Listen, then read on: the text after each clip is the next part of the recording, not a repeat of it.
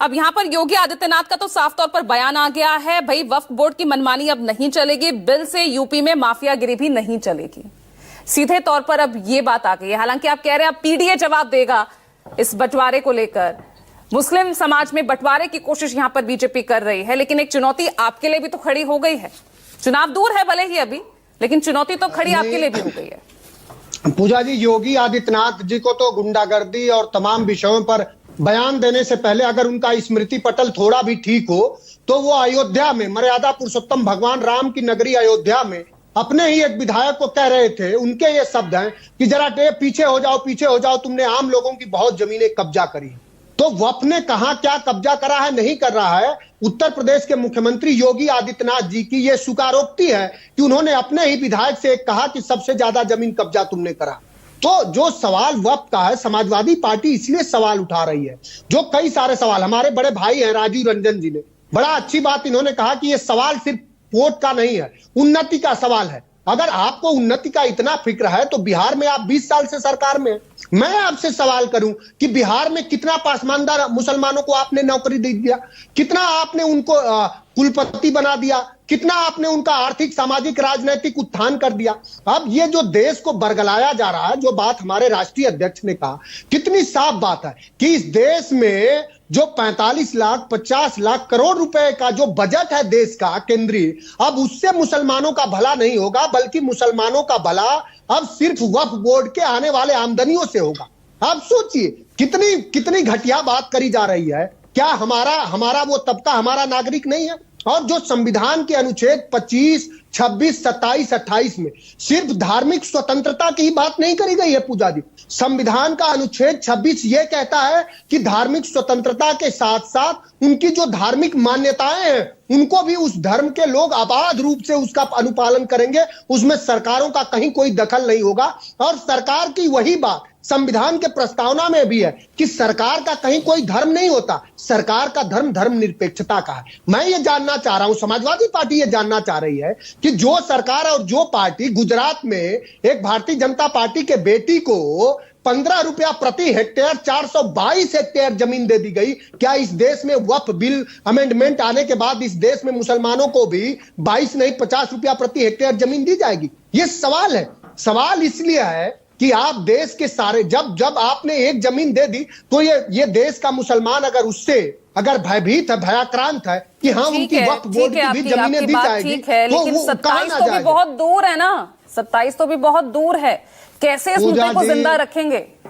पूजा जी, सवाल मुद्दों का नहीं है। उत्तर प्रदेश में जो माननीय अखिलेश यादव जी की जो पीडीए की अवधारणा है, उस अवधारणा से सिर्फ समाजवादी पार्टी और इस उत्तर प्रदेश के ही दलितों, पिछड़ों और बहुजनों को न्याय नहीं मिलेगा, बल्कि जब उसको व्यापक रूप में आप देखेंगी तो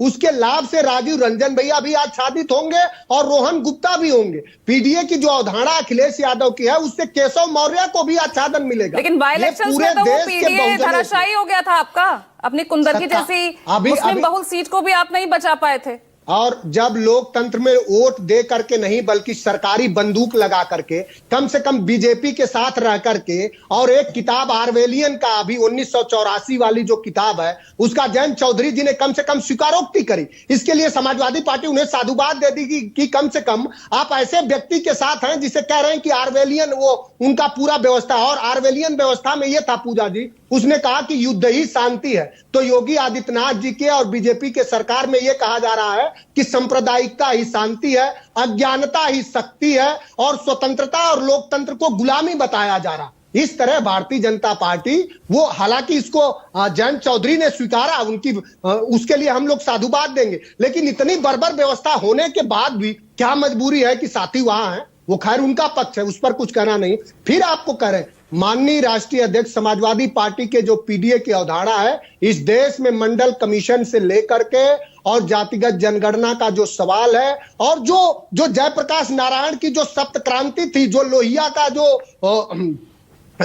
जो हिसाब था, 7 तरह की क्रांतियां थी, संपूर्ण क्रांति और सप्त क्रांति, वो सबको अगर सही रूप में, व्यवहारिक रूप में कहीं जगह मिलेगी तो उत्तर प्रदेश 2027 के चुनाव में मिलेगी। और भारतीय जनता पार्टी के सारे नकाब, बिल्कुल बेनकाब हो जाएगी। और अब ये जनता को, इसी उत्तर प्रदेश में मैं जहां से आपसे संवाद कर रहा हूं, बेटियों को मार मार करके पेड़ों पे लटका दिया जा रहा है। बीएचयू जैसे संस्थान में एक बेटी के साथ बर्बरता हुआ, आज तक उस बेटी को न्याय नहीं मिला। 2 बजे रात में बेटियां जला दी जाती हैं और देश के गृह मंत्री कहते हैं कि यहां बेटियां गहने लाद के चल सकती हैं। तो जो बात है और उसके समक्ष व्यवहार क्या है, लेकिन उत्तर प्रदेश के अब आप मुख्यमंत्री करेंगे क्या भाई? लोकसभा में कल पास हो गया, आज राज्यसभा में भी पास हो ही जाएगा। कानून तो बनते भी देरी नहीं लगेगी। ममता दी ने तो कहा है ना, इस देश में कानून बनाने का अधिकार तो संसद को मिला है ना। आज उनका दिन है, कभी समाजवादियों का दिन आएगा तो फिर ये कानून को ठीक करने के लिए एक और बिल पास किया जाएगा। हमारे कमजोर 4 लोग, चुनाव हारने के बाद आपको एक रोशनी की किरण लोकसभा चुनाव ने जरूर दिखाई। पीडी उसमें हिट हो गया, लेकिन उसके बाद की स्थिति आप पूरे इंडिया गठबंधन की भी देख लीजिए ना। पूजा जी चुनाव हारने का बात करेंगी तो जनसंघ से लेकर के भारतीय जनता पार्टी 80, 84 और 90 तक किस हाशिए पर थे आप भी जानती हैं। चलिए, इंस्पिरेशन आप बीजेपी को लेके चल रहे हैं ना, मतलब चलिए बीजेपी से इंस्पायर होकर आगे बढ़ रहे हैं, इसका मतलब डॉक्टर लोहिया, बाबा साहब अम्बेडकर, ज्योतिबा फूले और शिवाजी महाराज है। और मंडल कमिश्नर हमारा इंस्पिरेशन जातिगत जनगणना है।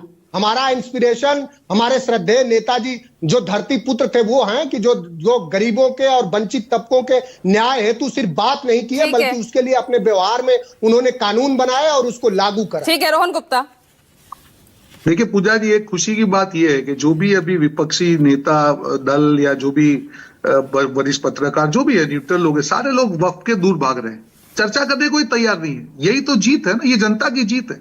आप एक चीज समझिए पूजा जी, अगर पूरे जनमानस का साथ नहीं होता तो कोई भी पार्टी ये हिम्मत नहीं कर सकती थी। ये समझना होगा, इनको भी समझना होगा कि गुब्बारा फूट चुका है। अब बंद करें हिंदू मुसलमान, ना करें तुष्टीकरण की राजनीति। सब लोग समझते हैं किसके लिए क्या अच्छा है। ये समय खत्म हो गया, डराने का काम बंद करिए। मुसलमानों को छेड़कर हिंदू मुसलमान की राजनीति को और हवा दे दी, यही तो आप पर आरोप लग रहा है। शुरुआत आप वहीं से करिए, देश के प्रधानमंत्री से आग्रह करिए। देखिए मैं आपको वापस बोल रहा हूँ, आपके वक्त के बारे में बोलने के लिए कुछ नहीं था। आपका भाषण सुना, बढ़िया बोलते हैं, 5 मिनट वक्त का नाम भी नहीं लिया आपने। ये आपकी हकीकत है, ये आपकी हकीकत है, तो मत बोलिए। देखिए पूजा जी, मैं आखिरी मेरी चीज को समराइज करूंगा।